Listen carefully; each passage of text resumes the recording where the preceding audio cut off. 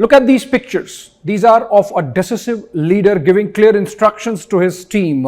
These pictures are from April 23, when the first Cabinet Committee on Security happened in the aftermath of the Pahalgam terror attack. Just a day later, Prime Minister gave the contours of what was to come. Addressing a rally in Bihar, he said that not only that the perpetrators of Pahalgam terror attack would be pursued to the end of the earth, but also the soil where the attack was planned would be liquidated. जिन्होंने ये हमला किया है, उन आतंकियों को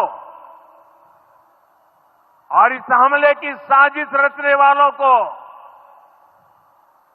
उनकी कल्पना से भी बड़ी सजा मिलेगी. That set in motion a series of events which have culminated with the past midnight strikes in Pakistan, deep inside Pakistan, on the terror infrastructure which stands dismantled now as part of Operation Sindur. The operation, codenamed by Prime Minister Modi himself as a tribute to those women whose husbands were murdered in cold blood by those cowardly terrorists in the meadows of Pahalgam on April 22.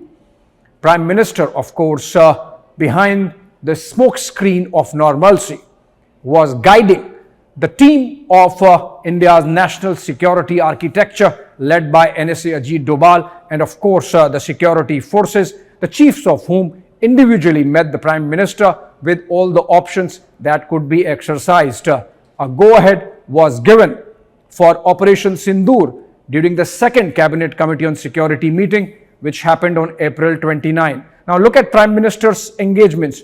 All through this, he went about his business, carrying out his other responsibilities. He traveled to 4 states including Kerala, Andhra Pradesh and Bihar.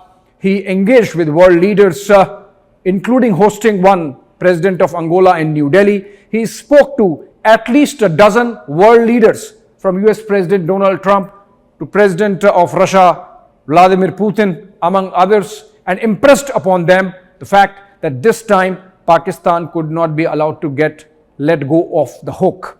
In between, Prime Minister Modi also signed a trade deal with the United Kingdom and even did his monthly Man Ki Baat.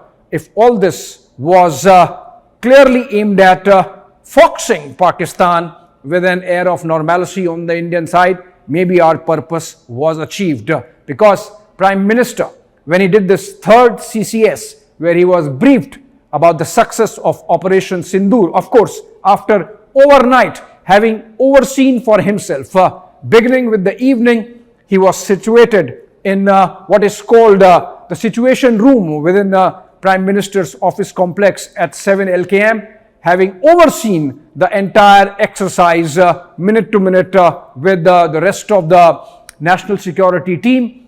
He was given final details of the success of Operation Sindur, 9 targets hit, and all of our objectives in terms of eliminating Pakistan-based terror infrastructure achieved.